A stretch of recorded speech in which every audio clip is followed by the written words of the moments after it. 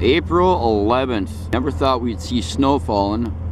Over 4 inches already are down on the ground. Here we are at the Big Hydraulic Falls Dam near Quinnipiac. As you see, they've got a few floodgates open, trying to control the water level. All of the rain and precipitation we've had, all the melting. Lots of flooding going on all around the state of Wisconsin, even upper Michigan.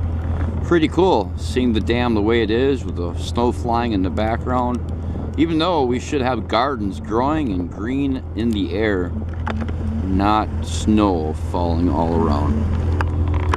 Anyway, I just wanted to share this quick little video with you guys here, kind of show you the road that we just came down to drive. Quite snowy. This is all the snow we got today.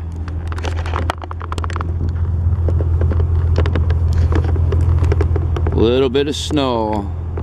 Good little drive to get here, but hell, it's worth it. Isn't that awesome? Big Hydraulic Falls Dam, just near Quinnipiac, Michigan. You guys have a great day here. Make sure to slam that thumbs up button, hit that subscribe button, hit that share button, make a comment below. Tell me how much snow did you get.